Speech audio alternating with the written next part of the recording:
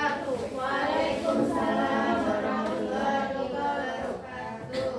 Selamat siang semuanya. Siang, Bu. Gimana kabarnya hari ini? Sehat, Bu. Alhamdulillah. Ibu sangat berharap anak-anak sekalian senantiasa selalu semangat untuk pergi ke sekolah menuntut ilmu. Bisa? Bisa. Baik. Sebelumnya ibu ingin anak-anak ibu mengecek di bawah meja masing-masing apakah ada sampah. Tidak, Bu. Ada. Kalau ada sampah, tolong dipungut dan dibuang ke tong sampah masing-masing. Sudah, Bu. Sudah bersih, alhamdulillah. Selanjutnya, anak-anak ibu pasti kaget kenapa di sini ada kelas 2 dan kelas 3 dalam satu ruangan. Nah, di sini ibu akan jelaskan kenapa kelas 2 dan kelas 3 digabung karena Ibu Putri masih sakit. Untuk itu, kita sama-sama mendoakan Ibu Putri semoga cepat sekolah dan bisa mengajar kembali di kelas 2. Selanjutnya, anak-anak ibu, sebelum memulai ibu minta perwakilan kelas 3 untuk memimpin doanya, yaitu Tania, silakan. Doa mulai. Doa selesai. Baik, untuk kelas 3 itu ada sebelah kiri ibu dan kelas 2 ada di sebelah kanan ibu. Kelas 3, siapa kira-kira temannya yang tidak hadir? Hadir semua. Hadir semua, alhamdulillah. Kelas 2, perhatikan teman sebangkunya, ada nggak bangkunya yang kosong? Siapa? Baik, mana Rila? Sakit. Ada izin ada sakit? Sakit? Izin sakit. Izin sama sakit. Ya, selanjutnya di sini Ibu mengajarkan kelas 3 yaitu pelajarannya bahasa Indonesia tentang hidup rukun, sedangkan kelas 2 mata pelajarannya PKN yaitu norma yang berlaku di masyarakat. Untuk kelas 3 Ibu akan memberikan cerita singkat atau dongeng. Nanti anak-anak Ibu sekalian perhatikan, pahami di situ apakah ada terdapat norma di situ, norma yang berlaku. Sebelum Ibu jelaskan, kira-kira nanti anak Ibu tuh udah paham atau belum norma itu yang seperti apa?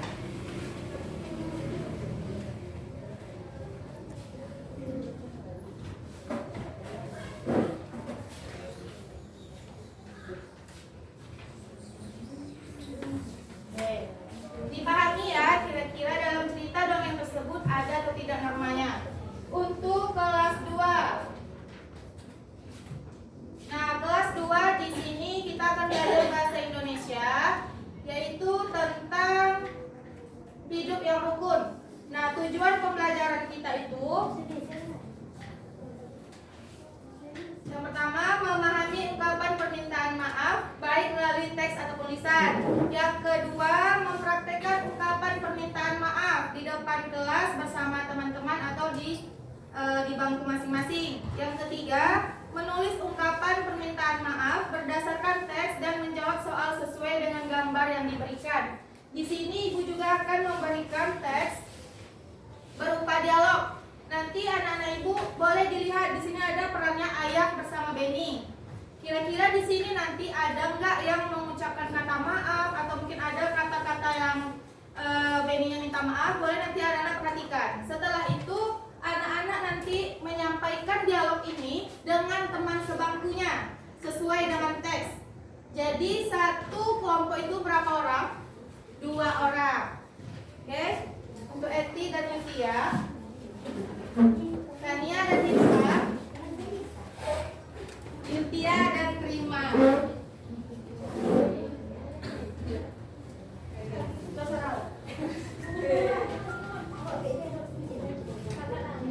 Diperhatikan, boleh dimulai oleh dari Tania, dibacakan teksnya bergantian dengan Hifsa. Nanti anak-anak Ibu sekalian dicari siapa yang menjadi peran ayah dan siapa yang menjadi peran Beni.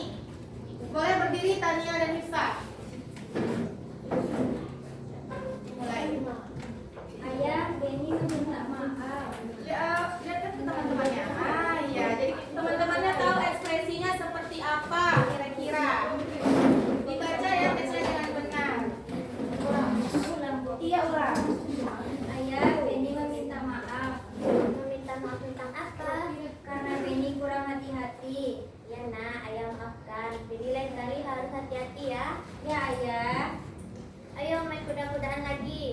Aku ingin menjadi anak muda lagi. Baiklah, jagoanku.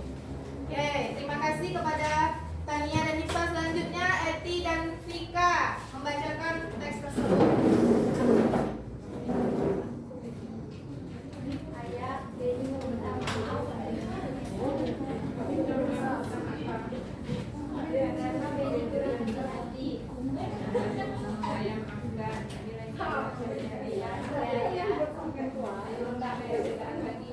Aku ingin menjadi anak muda lagi.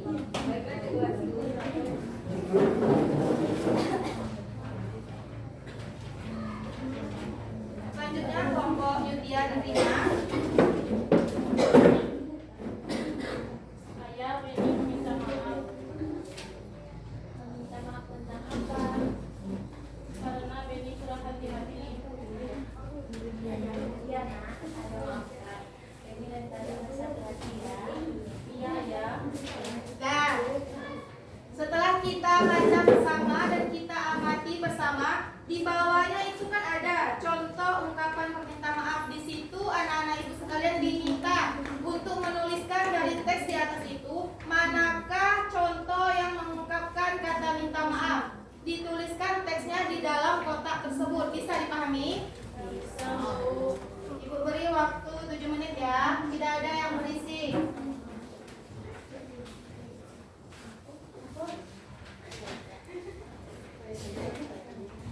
Selanjutnya kelas 3. Kira-kira dongeng yang ibu kasih tadi sudah bisa dipahami? Sudah dibaca?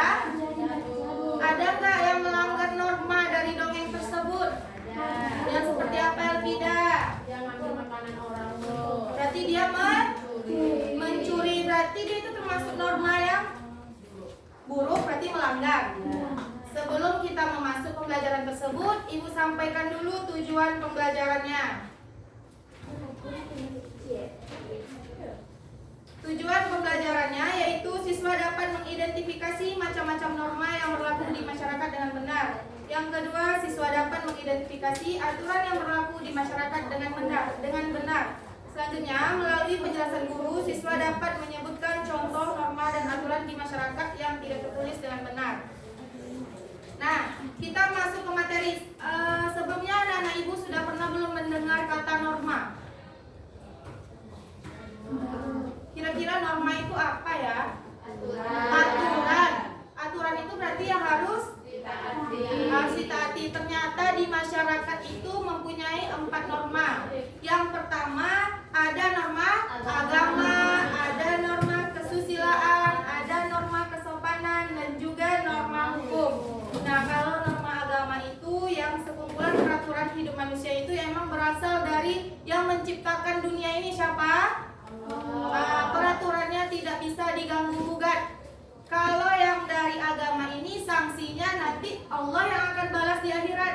Itu sanksinya yaitu masuk neraka.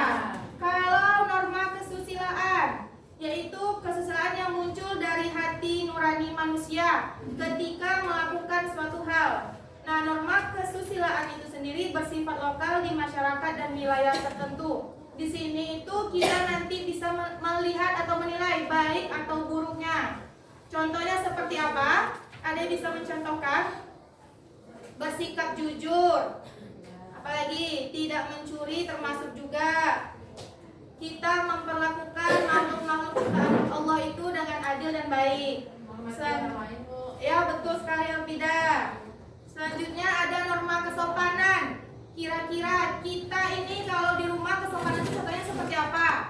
Kalau lewat depan orang tua nunduk sikit dulu. Nunduk sikit. Pergi sekolah kita pamit enggak? Nah, itu termasuk contoh dari kesopanan. Berarti kita sudah menerapkannya di dalam lingkungan kita, di dalam sekolah kita. Selanjutnya ada norma hukum. Oh, sebentar. Kalau norma kesopanan ini, itu sanksinya nanti kalau kita tidak sopan ke orang lain, berarti orang lain juga melakukan hal seperti itu kepada kita. Sanksinya kita akan bisa jadi dikucilkan, tidak disenangi, itu sanksi-sanksinya. Kalau norma hukum itu yang seperti apa? Norma hukum itu adalah yang emang peraturannya ditegaskan oleh pemerintah. Seperti kalau kita rambu-rambu lalu lintas. Di sini ada rambu-rambu lalu lintas?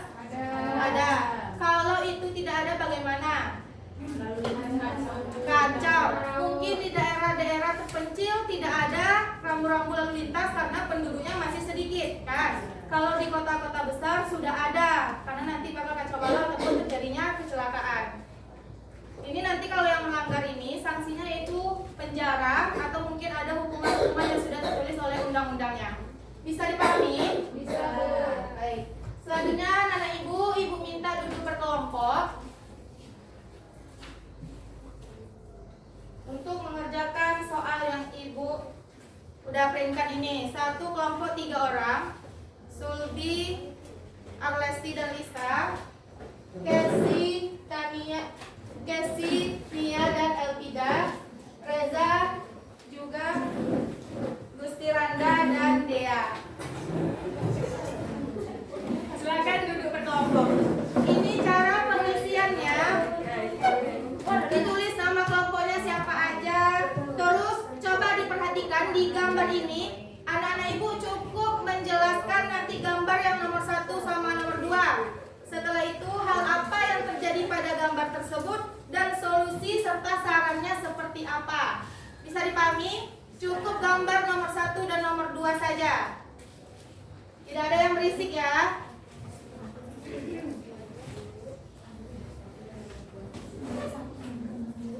Selanjutnya untuk kelas 2 sudah selesai? Sudah selesai. Dimulai ibu pengen dari kelompok Yutia. Silakan disampaikan hasilnya. Untuk ungkapan permintaan maaf, itu saya Denny minta maaf. Denny minta maaf. Untuk kelompok 2 dan 3 apakah jawabannya sama atau tidak? Sama, berarti semua anak ibu sudah paham mana yang itu kata maaf. Jadi sebenarnya kalau kita meminta maaf ke orang yang kita buat salah itu, berarti kita mempunyai nilai kemanusiaan. Nah, terus juga kalau kita udah berdamai dengan orang, hidup kita akan rukun. Dari situ juga nanti ibu akan memberikan kelompok kembali, yaitu tentang apa yang harus kamu katakan bila mengalami peristiwa yang ibu berikan di gambar ini. Ada 2 gambar di sini. Nanti anak-anak ibu ungkapkan di setiap kotaknya apa yang anak-anak ibu lakukan jika terjadi pada gambar ini. Bisa dipahami?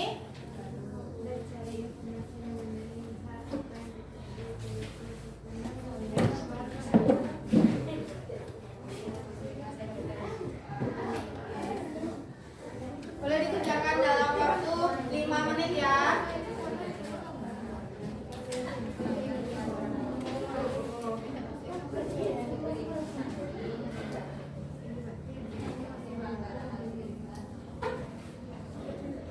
Kelas 3 sudah selesai? Belum ada yang ingin ditanyakan? Ibu yang nomor 2 itu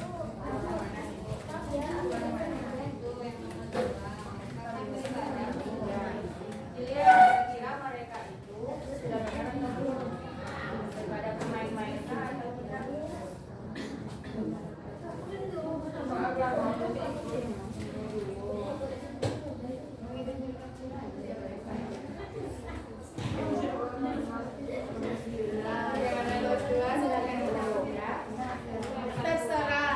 Terserah aja. Kapan pulang? Sebentar lagi kita akan pulang.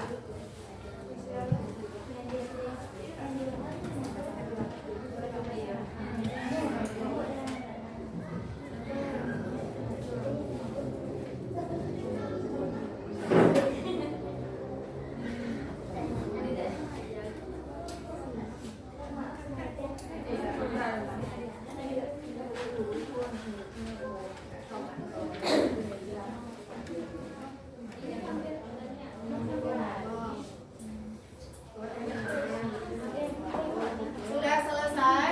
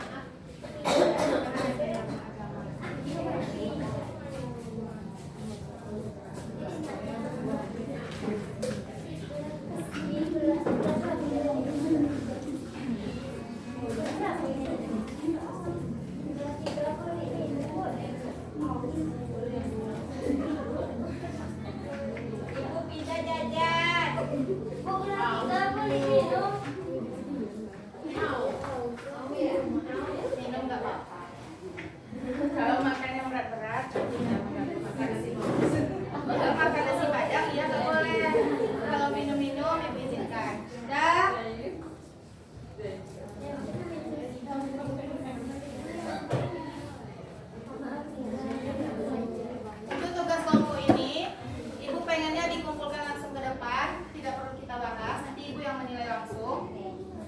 Silakan dikumpulkan setiap kelompoknya.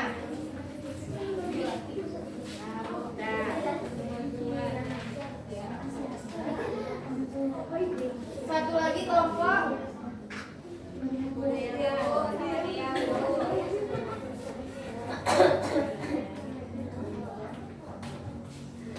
Kasih deh ya.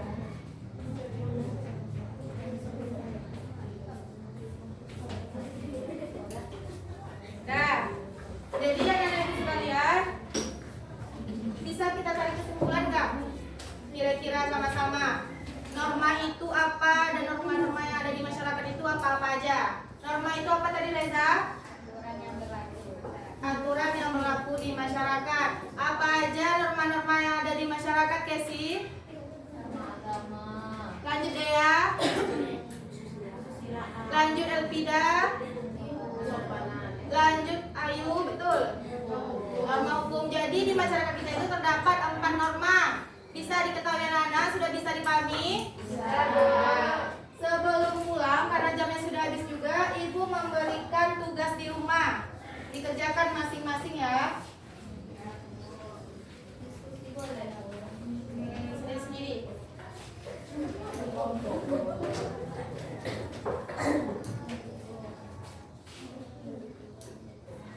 Jangan lupa nanti ditulis identitas dirinya ya. Kita kumpulkan di minggu depan. Paham? Tidak ada yang tidak mengerjakan, semua mengerjakan. Sudah bisa dipahami? Baik, terima kasih untuk semua waktunya dan semoga apa yang kita pelajari hari ini dapat bermanfaat untuk anak-anak ibu semua dan untuk ibu diri sendiri. Assalamualaikum warahmatullahi wabarakatuh. Waalaikumsalam warahmatullahi wabarakatuh.